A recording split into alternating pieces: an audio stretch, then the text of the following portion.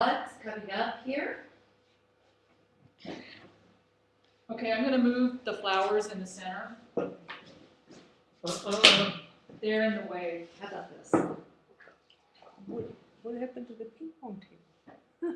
It's temporarily outside, I think because of Tu B'Shvat, maybe.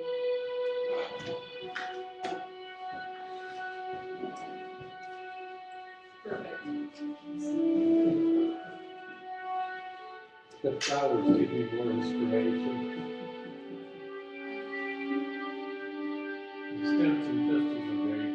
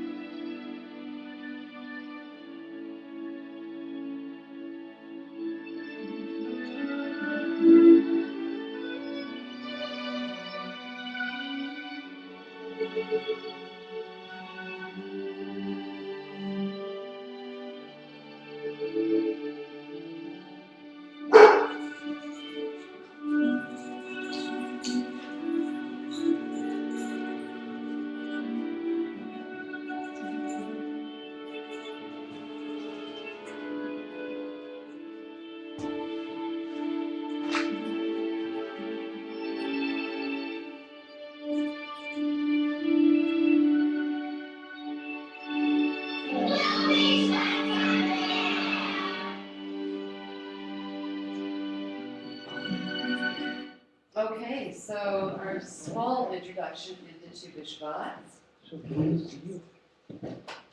And we have a shiur from the conservative yeshiva that was sent out. So I thought we would look at it today. Are you going to write on the board at all? Possibly. Can I put a So comment? did we do our bracha yet? Yes. Okay, all right. You're losing it. Just check it. Life is filled with special moments which, to our detriment, we take for granted. Our lives would be better if we could learn to appreciate the blessings it has to offer. Yerushalayim Kiddushin teaches us that it's wrong to neglect even the simplest of life's blessings. Rabbi Tekiah, Rabbi Kohen in the name of Torah. In the future, a person will give an accounting for everything that his eyes saw and he did not eat. Rabbi Eliezer took his teaching seriously. He saved his coin so that he might eat of everything once a year. So if there's, like, in particular, a new fruit, and so since I probably should do some show and tell here, we're getting ready for our Tu B'Shvat Seder tomorrow night. So we've been out looking for interesting and not previously perhaps, maybe you've never eaten it before. So for example, we've got kumquats. Anybody know what this is? Looks like a date. Fig? No, it's not fig. This is the most delicious fruit on the planet. It's passion fruit. Oh, it's And a drink. How about this? Dragon fruit. Dragon fruit. Anybody? Looks like similar flavor. Cherboya. It's kind of like mango banana. So flavored. Passion fruit's awesome, especially with like strawberries or something. I only have one because all of these are like very exotic fruits and pretty expensive. So we're, God willing, we'll each maybe get a little smidge, a little taste. And if we have a new Is that fruit your that book? we've never had before, what's the bracha that we say?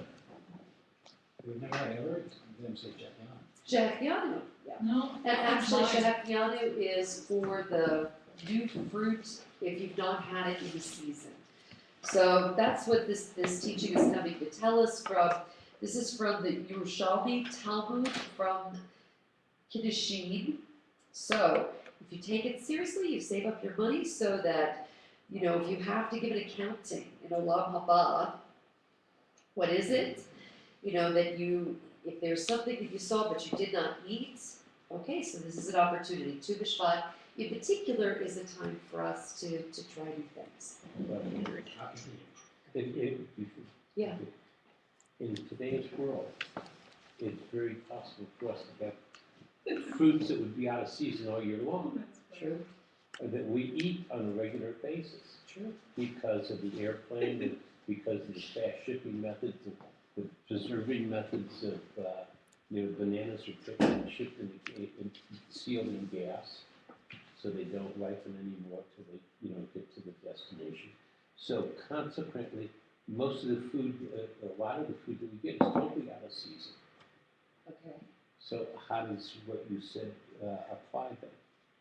Because you Typically, may not know Tuvishvat what's is in the season. time when you look at it. You may- It's a time when you Okay. say, okay, I haven't had whatever it is, especially from Israel standpoint. It's when the almond trees are becoming, flowering and that sort of thing. So we tend to go by Israeli seasons, and so it would be new to you this season. And so every year something different flowers at this time frame? Is that what I was reading? We need something different. A different plant comes into fruition, or there's a different species that's honored during this time of year that it changes every year? No, I don't know anything about that. Well, I need to find what I'm referencing to then. Okay. it's. No, it's it just said that people- there's a change with the species. Well, isn't it when, according to this, the sap begins to rise in Israel's fruit trees, Yes. and we celebrate this day by eating fruits. I'm reading this out of Blue Green's book. Diaspora Jews celebrate this day by eating fruits that grow in the land of Israel, such as boxer, is that how it's pronounced? Boxer, right. The fruit of the carob tree, almonds, which will soon begin to flower and bear fruit in the hills of Judea and Galilee. And if you can't be there physically to plant a tree in the Holy Land, then you send money to purchase a sapling which a child in Israel can plant. Right, and that was one of the first pieces that's often how people celebrate. The JCEC, the Jewish Community of Elko, that's specifically what they're doing. Send money, go get a tree planted in Israel. This is the time of the year to do it. I So didn't know that 95% of food is produced within within Israel, I yes, can't believe that. it's amazing, huh? And in 1948, according to our video, in 1948 it was a desert that was not agriculturally capable. Israel's a net It could be, exporter of food. it could be zero, or excuse me, it could be 100%, but people opt to buy Oh. imported beef from Argentina. Beef. Yeah. And Israel gave up on producing oranges. They did. They have, most of the orange production they have moved to African countries, which they supervised growing up because it was using too much water.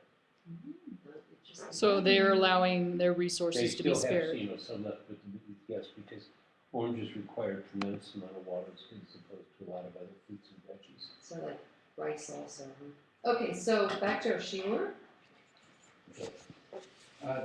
This anecdote has been codified in the Jewish practice of reciting the Shekianu blessing over eating new seasonal fruit, but it could equally apply to a number of other opportunities where this blessing could be recited. This year we'll examine 3 of these opportunities.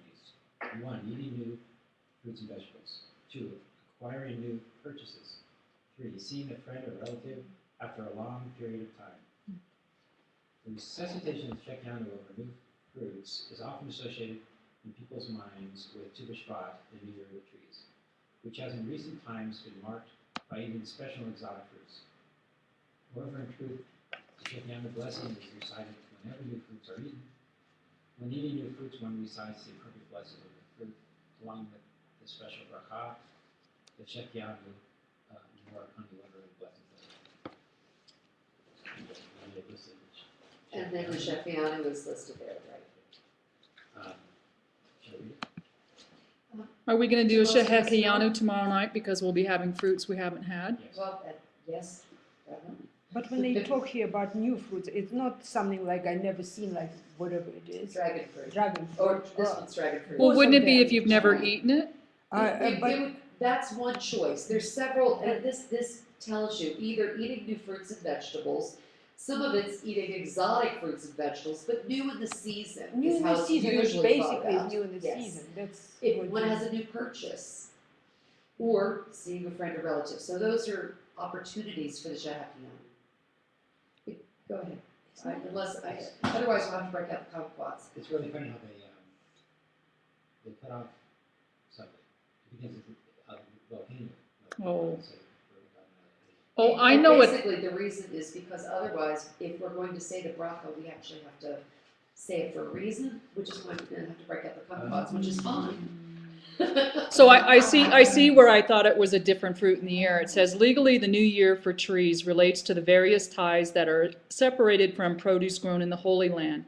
These ties differ from year to year. In the 7th year Shemitah cycle, the point at which a budding fruit is considered to belong to the next year of the cycle is the 15th of Shabbat. So it has to do with the tithing, not with what. But it's not a new thing comes every year. It depends on what year the tree is planted in as to the tithing. Right. So that's what I got confused on. I was thinking it was a different fruit. Okay, by reciting this blessing during the fruit, we express our cognizance of and thankfulness for God's seasonal renewal of His world. Okay, did everybody catch on why we didn't recite the full blessing? Are we like together on that? Yeah. Because otherwise we'd be going, yeah, okay. All right, just checking in. Go ahead. As we shall see in the following passage, the origins of this practice is found in a discussion between two sages in the Babylonian Talmud, Eruvin, concerning the obligation to recite Shehakion on Rosh Hashanah and Yom Kippur. One sage supports the practice of reciting it on Rosh Hashanah by citing his own behavior regarding new fruits. Judy, do you want to look at the top there? When Rabbi came, this right? Yes. When Rabbi came to the home of Rabbi Yehuda, Rabbi Yehuda said, I say Shehianu even over new squash. Rabbi responded to him, I am not asking whether it's permitted to recite Shehianu on Rosh Hashanah. I'm asking whether it's obligatory. Obligatory. So is Obligatory. one So it's clear? recited. Do you have an obligation or is it a permission? So Rabbi rejects Rabbi Yehuda's analogy because the two situations are not analogous. Rosh Hashanah and Yom Kippur are mandated. They are holidays that will arrive no matter what. This is a chovah, an obligation, obligatory situation. Good job. You got it. Obligatory situation. In contrast, seeing or eating new fruit is voluntary. Rashut. So it's chovah, rashut. Chova, where it comes to you, or if it's reshut, if there's a permission. Okay. Furthermore, the recitation of Shehianu over new fruit is itself permitted, not obligatory.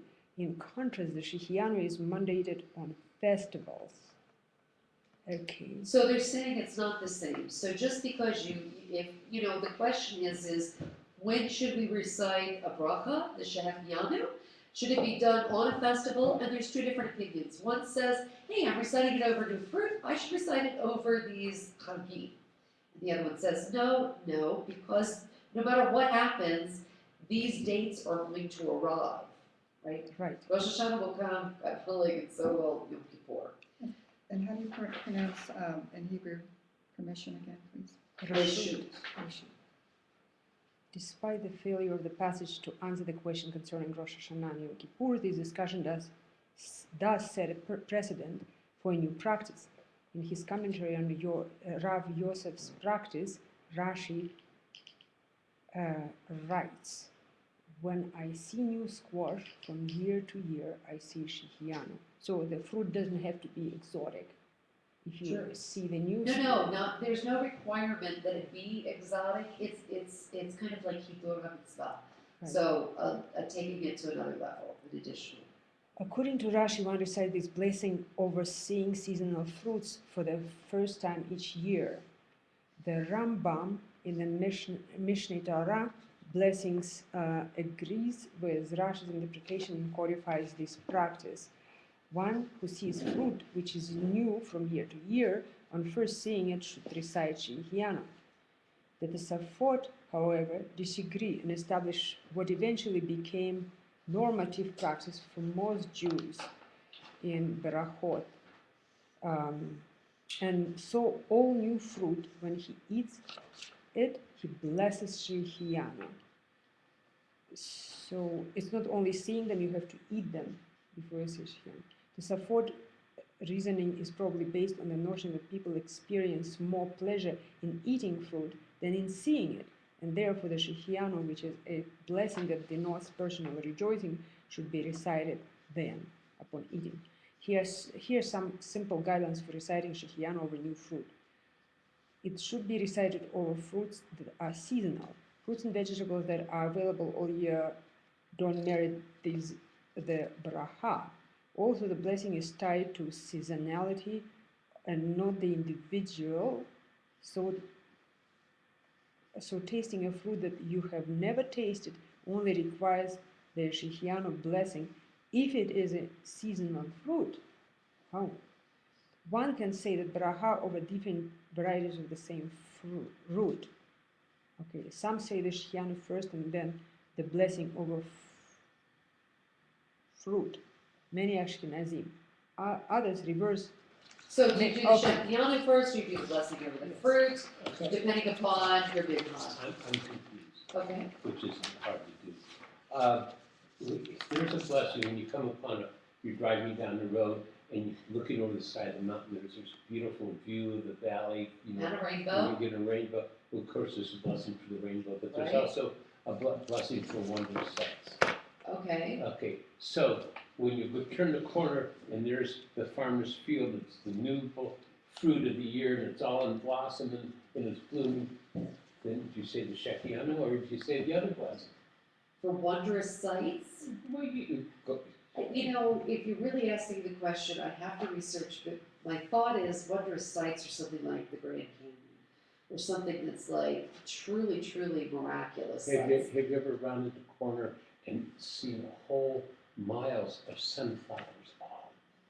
And it's- So couldn't that be Or that- subjective? Couldn't that be So, subjective well, then? So which is the right blessing to say? Well, if you really want to ask this question, I'll go look, Well, I see mean, what I can find. I didn't mean to interrupt the class, but this to me would be the same thing, you know, to me going and seeing, you know, you look The at Grand Canyon might not take your breath away, but the sunflower field might.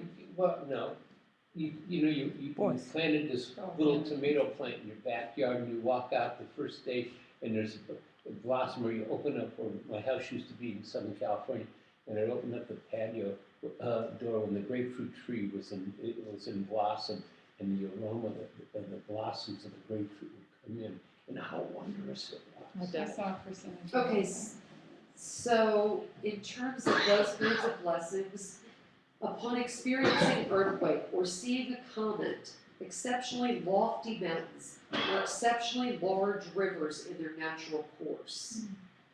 Upon seeing exceptionally beautiful people, trees, or fields. Okay, so that's a different one. Upon seeing the ocean.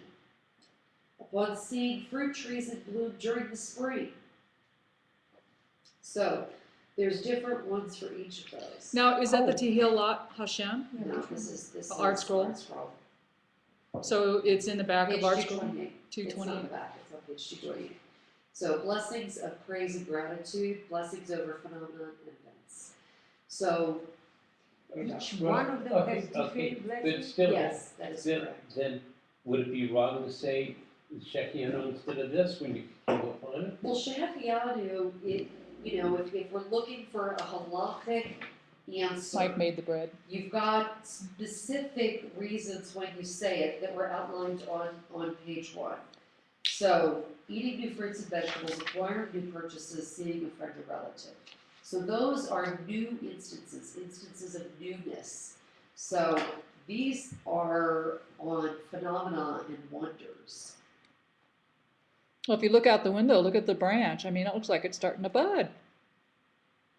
Cool. So there's one that's for each of these. It's If that's what- I mean, there's typically an answer. I mean, if you- blessings you're supposed to say a day. And what a good thing. So if you're asking a halachic answer, that's probably the halachic as close as it gets on first. Okay, so who's reading? I'm done with the second page. So. Okay. In modern times, due to advances in agricultural technology, most fruits are available all year round. This creates a problem for the recitation of the Shehechianu for fruit that is seasonal in one place but is available in another place. Some rabbis maintain that this would rule out saying the blessing over these types of produce. Rav Moshe Feinstein, however, maintains that where it is possible to distinguish between produce from the new local harvest, such as the watermelon in the summer in the northern hemisphere, and old produce, watermelon left from the previous year, the blessing should be recited over the new produce. The sages of the Mishnah prescribe the recitation of Shehechianu, blessing over the purchase of a certain new items which bring joy to the purchaser or receiver. One who builds a new house or buys new clothing, things, recites a Shehechianu. And probably these days a new car. So any Or a new, new horse. Or a weapon. what about a haircut? Or a haircut's a different blessing. Actually, I'm not sure that there is a haircut blessing. Well, if you get a new do, you get a new style. You get a makeover, you get a facial. That's all new. I suppose it's just a question. It's my new skin. Okay. So it depends on what our definition of new would be. I would say that the definition of new would revolve around what the sages probably outlined in the past. And that's things. And makeup, in their view, would probably be makeup, but certainly they dealt like regularly with makeup in Talmud and that kind of thing, would probably not count it as new in their eyes. But I mean, I can understand why somebody would feel great about that happening. So probably So if you it's researched not- it, you so could. the question isn't just, can I say a blessing or can I thank God? I mean, Rabbi Nachman would say, yes, any time of day. Please do. The question is, can we say this specific bracha What was from the a one? halachic standpoint? What was the one we just read about cigarette smoking? You read about cigarettes for me? Yeah, God, what was I reading? They're doing prayers, and the guy's outside, and two of them, they're in a yeshiva, but they're outside smoking, and they both really love smoking. And the one guy says, I really feel peace of mind. I'm going to go ask Rabbi if I can smoke while I'm praying. So he goes ask the rabbi. He says, can I smoke while I'm praying? And the rabbi says, absolutely not. He goes out and he tells his friend, and his friend says, well, you asked him wrong. So his friend goes in and he says, Rebbe, when I'm smoking, I feel such a great peace of mind. Would it be acceptable if I prayed when I'm having this peace of mind? Of course. You should pray when you do anything. Yeah, I did just run across that story.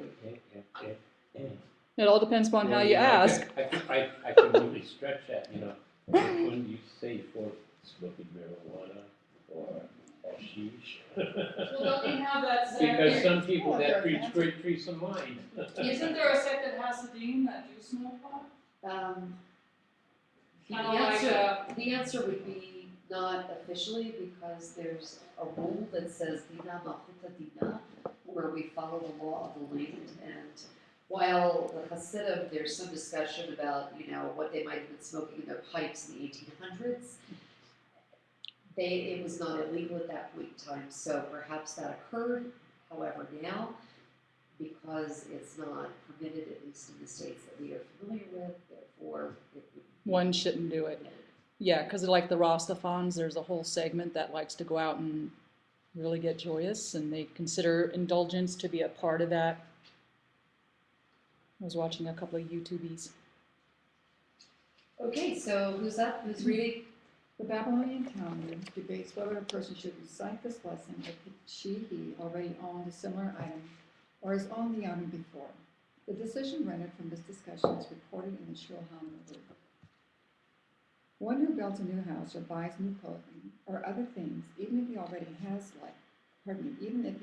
has things like them, or he bought them and returned and bought them again, recite the Shekinah blessing each time, and not necessarily if these items are new, for it also applies to old second-hand items. If they are new for him, for they were never his, the intention when they, the sages, say new, was to exclude if he sold them and bought them back. The Mishnah Baruch, an early 20th century commentary on Shulchan Aruch Haim, notes that the essential element here is that the purchaser has a sense of joy, lev sameach, in the purchase. Consequently, he notes a rich person might not recite the blessing over something upon which a poor person would. Halachic? Thank you. Halakhic authorities disagree as to whether a poor person can say the Shekinah blessing over an item which would be considered insignificant to other people. According to the Shulchan Aruch, it depends upon the happiness of the poor person. Should she recite it if the item causes her to be happy? In contrast, the Safot rule that the significance of the item depends upon the societal view of the item. Thus, if generally people are not particularly joyous over the purchase of such an item, one does not, according to the Safot, recite the Shekinah, even if one does have joy over such a purchase. Ooh, that's an interesting topic, because it's gone from to the feminine point of view. Well, I think it's just the shiur is trying to be inclusive in their, Are you sure about that? yes. Yes.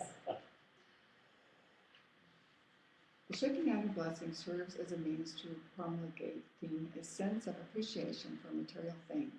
It is hard for human beings to maintain a sense of gratefulness in a world full of so much bounty. It is easy to take blessings for granted, or worse yet, to develop a sense of entitlement. This blessing gives us the grounding to appreciate the ultimate source of blessings and to gain a little bit of humility in the process. Here are some of the general rules as how and when the bracha, thank you, bracha, should be recited in newly acquired things. Mike, you want to pick up there? Blessing is recited over items which were bought, inherited, or received a gift. As a gift. As a thank you. It is recited over important purchases which bring joy. It is not recited over purchase of shoes. Because those would be a necessity. Okay. The fact that the rabbis in the past excluded the purchase of shoes is very interesting. People in the class do not consider shoes a luxury item, but one wonders if this attitude will change now that the status over shoes has changed. It is generally recited at the time of purchase. However, when it comes to clothing, some recite it when it is first worn. For example, wearing a tallit for the first time underneath the chuppah or a bar mitzvah. Okay, Babylonian Talmud, Brachot 58, records another often neglected occasion in which a Shekinah was recited. Rabbi Joshua B. Levy said, one who sees a friend after a lapse of 30 days, it says, blessed he who has kept us alive and preserved us and brought us to the season.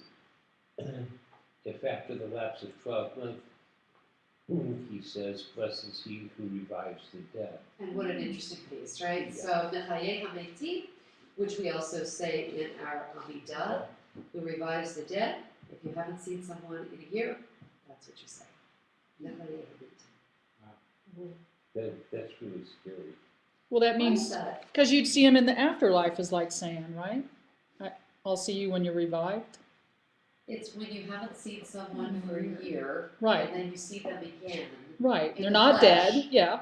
Right, so. Blessed is he who revives the dead. Right. Well, blessed is it that you're not dead. No, you also have to look at, assuming when this was written, that there was no telephone or no way to contact. Where today, hey, most of our friends, no matter where they live, hey, let's we're on the phone, or you're on the computer and you can see their face and they're talking to you and answering your face, and that I don't think that takes that into consideration.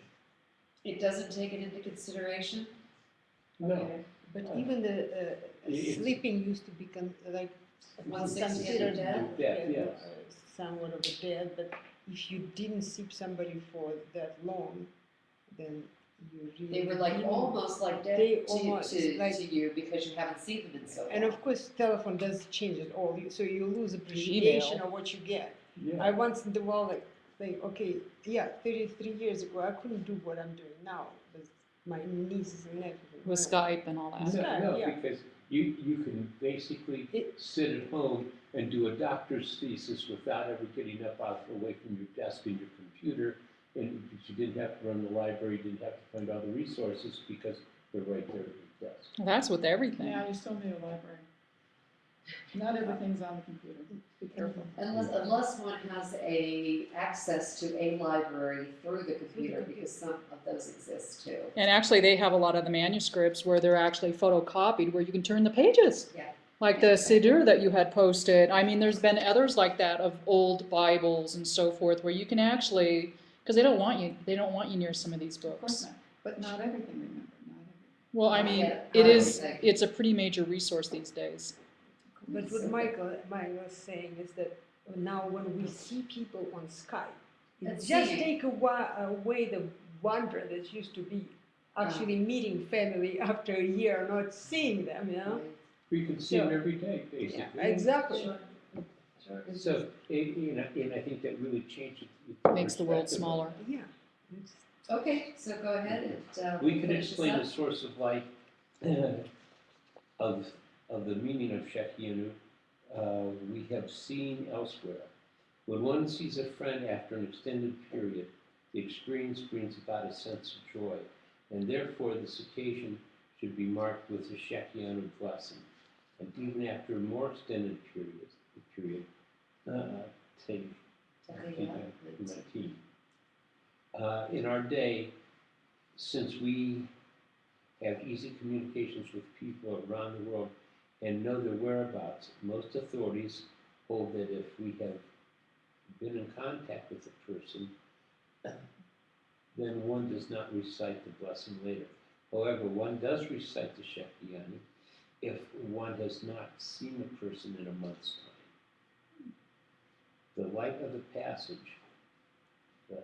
let me conclude with a hope that all of our former students, colleagues, and friends will take an opportunity to visit the yeshiva in the near future so we can become reacquainted and rejoice and recite a wonderful blessing together. All right, so moving on to our books. Since we're coming up on Purim, let's move to page 262. 10th tractate.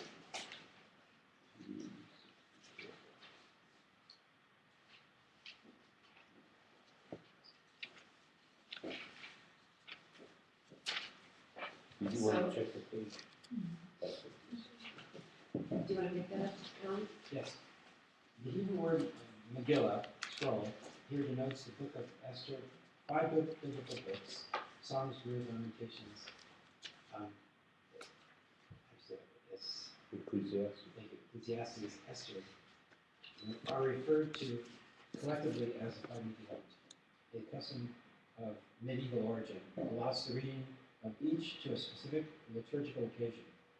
The Psalm to Passover, Ruth to Shavuot, Lamentations to Yom Kippur, Ecclesiastes to Sukkot, and Book of Esther to Purim. The Talmud knows only of the reading of Esther. Oh, really? So in other words, these things may have evolved post-Talmud, is what that's suggesting. That's interesting. How could the reading of Ruth on Shavuot would be a later thing.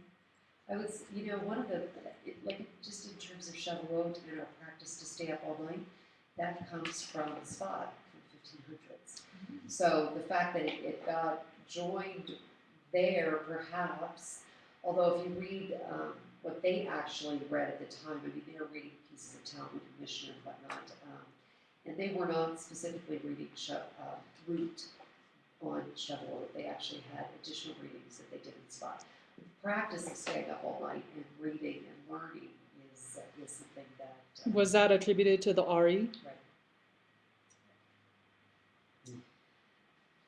That's pretty strong. the Feast of Purim is mentioned in Esther, but not in the 5 books of the Torah. The rabbis therefore treated it as rabbinic rather than a biblical institution. Mordecai and the men of the great synagogue Assembly or synagogue. instituted the festival, and anachronistically seen acting as a rabbinic book. Where you at? Big smile. Okay, Mishnah. The Megillah is read on 11, 12, 13, 14, or 15th of Adar, neither earlier nor later. Oh, yeah, I was gonna pull up a calendar. I'll keep going. I'll bring it. Cities that were walled in the days of Joshua, read it on the 15th. The villages and large towns, read it on the 14th. But villages bring forward the reading to the previous market day. How does this work out? The 14th of Adar fell on Monday. Where's the calendar this week? Okay, so here we've got our calendar. The 13th of Adar starts with the fast of Esther. Fast begins at 4:48 in the morning, ends at 6:30 in the evening. 13th of Adar, okay? We have Purim, and then we have Shushan Purim. So this is the 13th, 14th, 15th. So which day, I mean, that's the question. When would we be reading? So in March, certainly we'd be reading Megillah on the 8th. In the Talmud, in Tractate Tani, it talks about moving dates of holidays. And you In could- you terms of could- interpolating the year? No, in terms of when to start them, because. Market days. To market days. If they That's don't- what we read in Sinai, Yeah, if just it this doesn't week. come up on a market day, then you can move. Move into a Monday or Thursday. Right. When you don't have a market day? No, when you do, Oh, Because they Because can have that's when they people in read Torah. town. that's when they read. That's when you Torah, read it's on- Torah. it's on the market. because you're able to incorporate everybody that comes into town. Mhm. And it was said on what, what is the 3 days a week that Torah is read? It's Thursday, no. Monday, Saturday. Thursday, and and Saturday? And, well, Monday, and Thursday, this, Saturday. and it's set up this way because that was the market days in Jerusalem then, when Ezra returned from Babylon and said, okay, you all the literates here, let's read, okay? And he read it, whoever read it in Hebrew, but it was Also translated. translated. Actually, the out loud part was translating into the dialect that everybody of Aramaic, that everybody understood, which I think kind of should be serving as a precedent or what For we today. do, because it's such it's a thing that most of the people don't understand what's being read. Well, that's my argument, especially with songs. People sing all these songs, and you change your melody, and all of a sudden they don't know the song, so they don't even know the English words to the song if they're singing it in Hebrew. So they have no idea what they're singing. all of these things, that's what we work on, right? So we work on rectifying these. So who's reading? How does this work out? The 14th of Adar fell on a Monday. Villages and large towns read the Megillah on that day, and walled cities on the following day. It fell on a Tuesday or Wednesday. Villages bring forward the reading to the previous market day. Large towns read it on that day, and large cities on the following day. It fell on Thursday. Villages and large towns read the Megillah on that day, and walled cities on the following day. It fell on the eve of Shabbat. Villages bring forward the reading to the previous market day, and large towns and walled cities read it on that day. It fell on the Sabbath. Villages and large towns bring forward the reading to the previous market day, and walled cities read on the following day. It fell on a Sunday. Villages bring forward the reading to the previous market day. Large towns read it on that day, and walled cities on the following day. So they're trying to figure out how to get the most people there at the time. And this year, it comes Adar, the 14th of Adar, comes on a Thursday. That's the day Megillah would probably be read. And this year in Reno, the celebration of Purim will be held on Saturday evening. The Right. 10th. But we Because that won't will be actually the, read Megillah. no, No. Megillah before that, right? Well, on Saturday day, but not, Yes, not during the not party at at night. party, because Because we'll have done Havdalah and it will be over, is the essential thought. Well, that and a few other complications, but yes. Well, because, yes. like Chabad reads it on the date which is supposed to Right, be, right. which was on this, like 2 days before that, prior or something like that. On the So- Thursday. Where will there be a Megillah reading? Either, will you do one on We will Shabbat? do one, and Shabbat will be March 3rd for TBOR. Well, no. Our temple would not do it on the wrong day because Right, whatever right. ritual committee decided to do it right. So we basically do it the same night as Chabad. whichever the calendar says that after Ta'anit Esther, there is this fast of Esther, and next night the Megillah is Thursday. read. And they say no matter if it will be just 10 people there, that's fine. We just do it on the right time. So that's March 8th. Yeah, for example, Hanukkah decision was we cannot get people to do it during the week and for the candle lighting, then we would rather not do it at all. Than do it in a wrong. So yeah, so it's basically like every ritual committee has its own ways of Dealing with the dealing problems with that. from the practical halachic standpoint. Yeah. There's halachic principles and then there's practical halakha. They're different sometimes. And then there's reform. Pardon? What will we be doing? You know, I don't know that we'll be reading. Okay. So that is yet the alternative option. Because we Oh, would normally have Shabbat with the second. Or we can Friday. do it together at the same time. We could do a on Saturday. right. No, but if you do it on a right, if you don't mind coming out and during the week, Yeah. which will be like Thursday night So or they'll whatever do it a is, Thursday you can night, go to somebody the will read on Manigal. Thursday night. Somebody will be there reading That's it. March 8th. Or whatever, Yeah. I don't know. So. I got the you know, dates there's- down. There's an entire, nusach that is peculiar to this Megillah, or Megillah reading, I should say, that I'm not sure, if someone will do or not do, but we can buy. We usually, we had Nitsa because of her wonderful Hebrew pronunciation, Nitsa, your teacher, So they'll pronounce She it, used but not nusach. read out and the Megillah will have incredible handwritten written scroll and beautiful Does it pages. have the crowns? It's like a Torah scroll basically Does on it specifically have crowns on the pages? on each. There's a page, particular, but the letters Megillah. have crowns, but not the the what? letters have crowns. No, I'm talking No, about crowns on the no, top. No, no, no. There's one Megillah type which is called Hamelech, which is done Oh. very nicely and has literally crowns on the margin of the Oh, top. no, this was not decorated. Actually, So it what, you looks find very- that in Art Scroll? No, If you that wanted to buy it, you are- can't, can you buy it? A Megillah, yeah, maybe you could find one on eBay or something, or at a Swayfer, if you wanted to look up on the on website. eBay. And what, that would be expensive though. 5,000. Oh, handwritten. Oh, is that all? They start about $700 on that for a very plain one, not in a case. We need a case, it's just a roll. You could read your No. book of Esther in Tanakh. So, Yeah, I mean, that's- well, we read Yeah, it in Tanakh. And It'll be like, fun to look, though. Nitsa read it in Hebrew, and somebody else was translating in a Kitsur. You know I'm gonna be. But I don't know I have a how it couple will be things to search. done now because I need- Nitsa.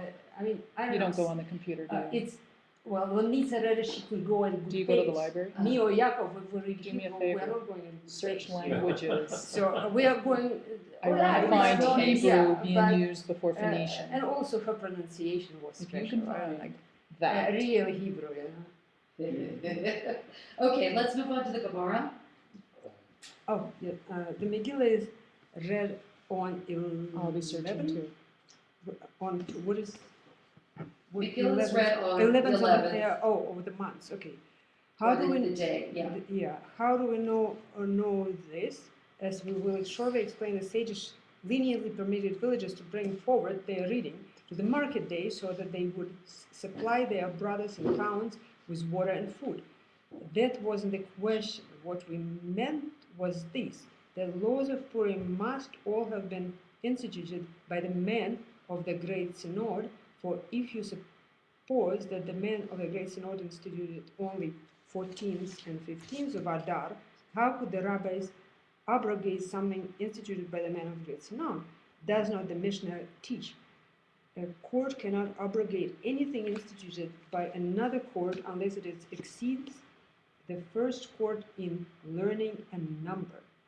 Clearly then, all the days... So yeah. if you could get the footnote there. 3. Mishnah Idiot. Idiot. Idiot. So this is one of the classic things that they say.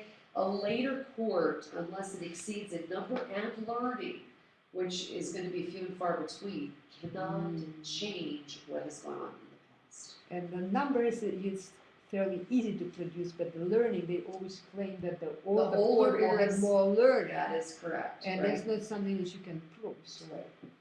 clearly then, all the dates were instituted by the men of the Great Synod, so where are they indicated in the book of Esther? Rav Sheman Bar Ahava said in the name of Rabbi Yohanan, Scripture says these days of Purim shall be observed bismanehem, in Okay, their so, times. and make sure you like track the ending of this word, because it's going to appear several different times, in their times. Bismanehem, okay, different than some of the ones we're gonna run into shortly. Many different times were ordained for them. Isn't that expression demanded by the context? Not for the chapter of Esther has already made clear that Purim is celebrated on 15 in walled cities and on 14 elsewhere. If that were all, Scripture could have said Zman, time. Zmanehem indicates many times, not just two specified in the context. So in other words, we're gonna be liberally construing when we need to read this Megillah. Surely it is still required for the context, since there are several different times, since there are 2 days, 14 and 15, so a plural is required. If so, it could have said Zmanam. Zmanehem indicates all the times. But From Zmanam is 11 their to- time. Oh, Zmanam, okay. They're singular or they're plural. They're plural. All right. Their time is Zman is the singular. Zmanam is there. It can be plural. Our Every time, but time is still singular. Zmanam. Zmanehem is when the time becomes plural. So perhaps it means many more times. No, Zmanehem is like Zmanam. Just as Zmanam covers 2 days, so Zmanehem covers 2 extra days. I might think this includes 12th and 13th, but not 11th. This is not the case, for as Rav Shmuel Bar Isaac said, 13 is a public gathering anyway, so need not have been specified. Like here, likewise, 13 is a public gathering and does not need to be specified. I might think it includes 16 and 17. This cannot be the case either, for it is written, these days shall not pass, in Esther 9:27. So they're pulling from the Megillah to come up with when exactly should the Megillah be read. You know, When should we read it? If you're in a walled city, not a walled city, we still have Purim and Shushan Purim, right? So Shushan Purim is for the walled cities. Purim is on Thursday, which we have this year. 14th is for everybody. And Shushan is the capital where Right. all these events was took walled, place, apparently. Right. and it's walled city. So look at a map today and show me where Shushan is. Oh, it's known. I know it's known, but if you look at a map of I mean, all walled cities. Yeah, I think they did in general mean all walled cities. So what were you at? What was You you know, asking? specifically, where was Shushan? Where did it happen? I don't know. Well, let's You know, get to the- We do have an appendix, and if somebody wants to look that up and find it first, that'd be great. So all the, So then we'll know maybe where Shushan was. so therefore all the Jews in Akko and all the Jews in Jericho, do their At a different time. Yeah, except there are no Jews in Akko. No Jews. You're right. And here there is a map saying, I mean, not inside the walled city. this is says it Doesn't have a page number. It's an appendix. but it has the Sasanian Empire, which is Shushan. This is the root of Sassanide Empire. It's because the capital was in Shushan, and I cannot find maybe somebody else can find it. Well, so Whatever. basically, it's somewhere around Afghanistan. Okay, who's up for reading? It's okay. Diane. It's Rabbi But Shmuel. Rabbi Shmuel bar Nachmani noted, Scripture says, as the days on which the Jews had relief from their enemies, Esther 9:22, days as the days, in other words, 2 days, namely 11 and 12. I might think this includes 12 and 13. Number 4, as Rav Shmuel Bar Isaac said, 13. So it's no. Oh, no, 4. No, for as Rav Shmuel Bar. Yeah, but it says no, period. Right. Like it's an abbreviation. Okay, No, so it's no, so go ahead. You mean as an exclamation with no exclamation? Right, just No, for as Rav Shmuel Bar Isaac said, 13 is a public gathering anyway, so did not need to be specified. Here likewise, 13 is a public gathering and does not need to be specified. I might think it includes 16 and 17. No, for as it is written, these days shall not pass. Esther 9:27. Why did Rabbi Shmuel Bar Nachmani not derive the dates from Zamanehem? Because he did not regard the difference between Zamanam and Zamanehem as significant. Why did Rav Shemain Bar Ahava not derive the dates from as the days? Because he interprets that in the context of future generations. Rabbi Bar Hana said in the name of Rabbi Yochanan, our Mishnah is the unattributed opinion of Rabbi Akiva, for he interprets Zaman, Zamanam, Zamenehem, but the majority of the sages hold that the Megillah is read only as its proper time, namely 14th and 15th Adar. An objection was raised. Rabbi Huda says, when is this done? When the years are in order and Israel dwell in their land. But nowadays, since people focus on it, the Megillah is read only at the specified time on 14th and 15th. Whose opinion is Rabbi Huda interpreting? It cannot be Rabbi Akiva, since Rabbi Akiva holds that even nowadays, villagers read it on an earlier day. So it must be that of the sages who oppose Akiva, and yet he states that, when the years are in order, and Israel dwell in their land. We do read on the advanced dates. This refutes Rabbi Yohanan's position. Another version of the preceding discussion. Rabbi Bar Hana said in the name of Rabbi Yohanan, our Mishnah is the unattributed opinion of Rabbi Akiva, for he interprets Zaman, Zamanam, Zaman Ahem, but the majority of the sages hold that nowadays the Megillah is read only at its proper time, since people look towards it. A Baraita supports this. Rabbi Yudah says, when is this done? When the years are in order and the Israel dwell in their land. But nowadays, since people focus on it, the Megillah is read only at the specified times on 14th and 15th. And hit the footnote there, because the reason why it's important when it's read, other than reading it at the proper time, is footnote 6. Okay, by Rabbi Rashi. Huda is concerned with fixing the correct date for Passover. With the people scattered and communications unreliable, people count the days from Purim to Passover. And if Purim were held on 11 or 12, there would be confusion. And that would be huge, because then you wouldn't know when you needed to get rid of the comments and when you would have your Seder, et cetera, et cetera, et cetera. So that's one of the reasons why it was really important to know which exact day Purim was being. You know, up until reading these last 4 pages, Purim was fun. This is our piece that we know from Talmud about Purim. So the bold lettering is actually the Talmud, and everything else is commentary. pretty much, yeah, which is why we need commentary to be able to understand what's going on. Yeah, it's There's very only- densely packed. I find it interesting that they make such a big deal about this. What day to read. And also, there's another thing within the Talmud, that you travel to Jerusalem, right? So it tells me that in the ancient days, the density of people was not that great.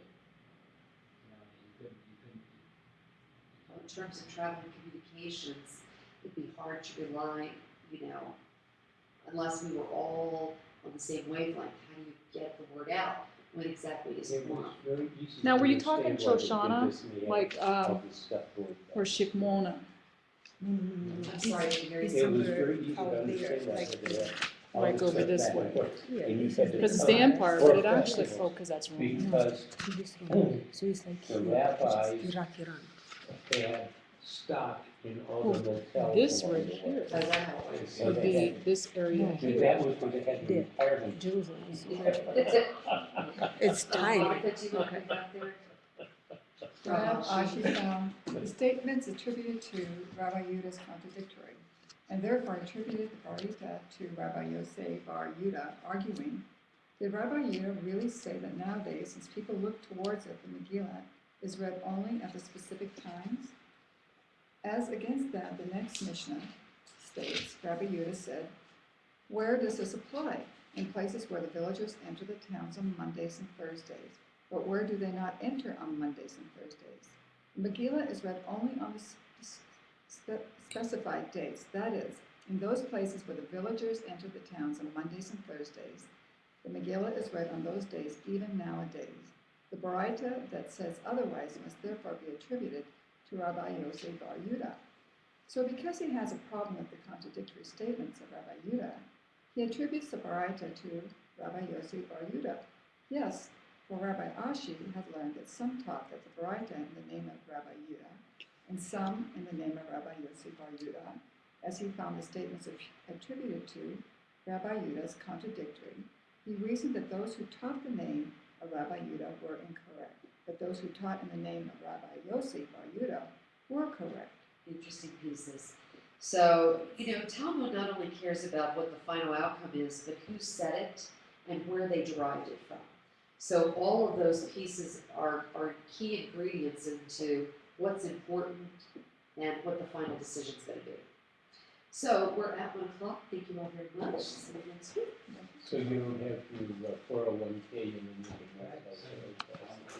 can.